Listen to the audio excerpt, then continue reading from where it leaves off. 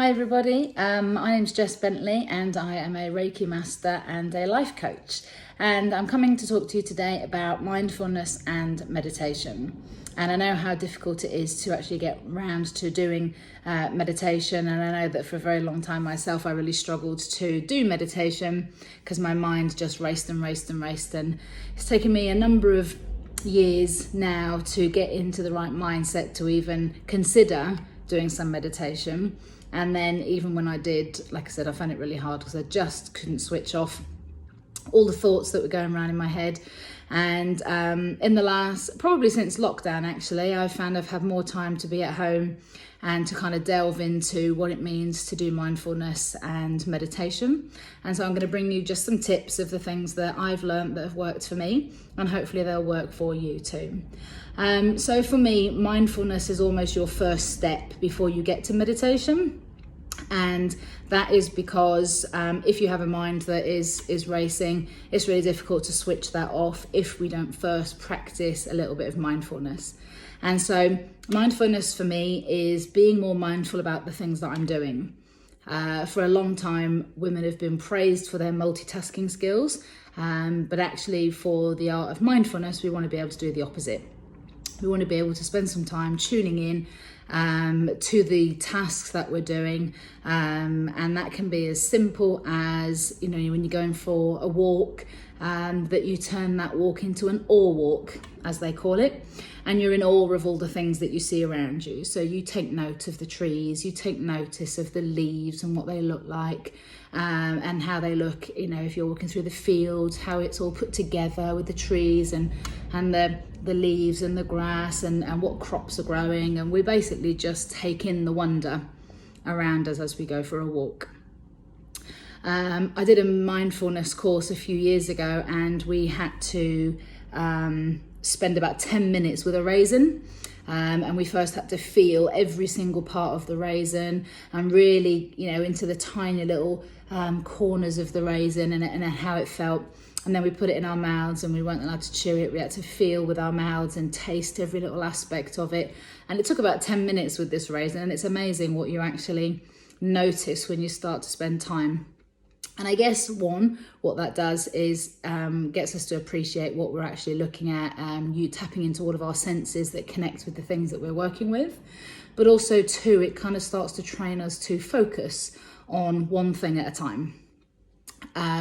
And so I would start with just a little bit of mindfulness in the shower, you know, taking note of what you're actually doing rather than always planning your entire day and having conversations with everybody. You know, just spend the time actually concentrating on what you're doing. You could do that when you're brushing your teeth, you know, with the kids, get the kids involved to just pay attention and calm a little bit.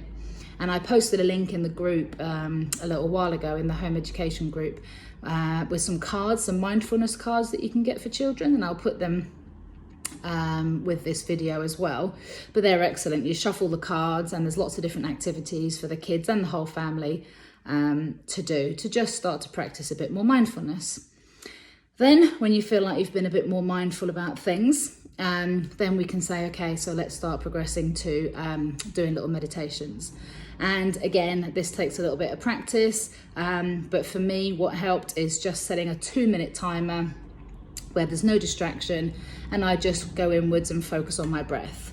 And I can tell you that in the beginning, I couldn't even complete a 2-minute cycle without my thoughts wandering off. And so it took a little bit of practice to just go, okay, I'm just going to focus on my breath, in, out, in, out. And a good thing is that if you find thoughts come in and start to distract you, start your 2-minute timer again and keep practicing until you can get to a 2-minute timer where your thoughts were solely concentrating on your breath.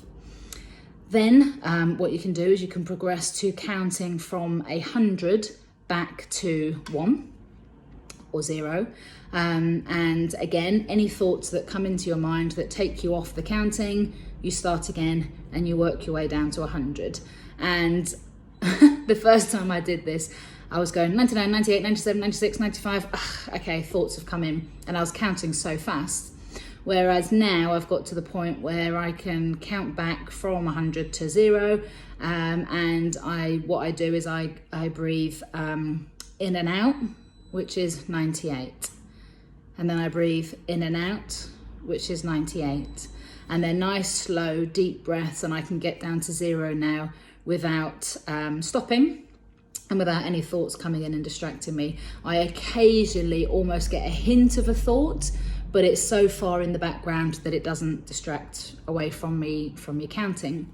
And so that's what I've been doing. And then what you do is you then set your timer, go back to focusing on your breath, and you stretch that to 5 minutes, 10 minutes, 15 minutes, 30 minutes, however long you want to do your meditation for.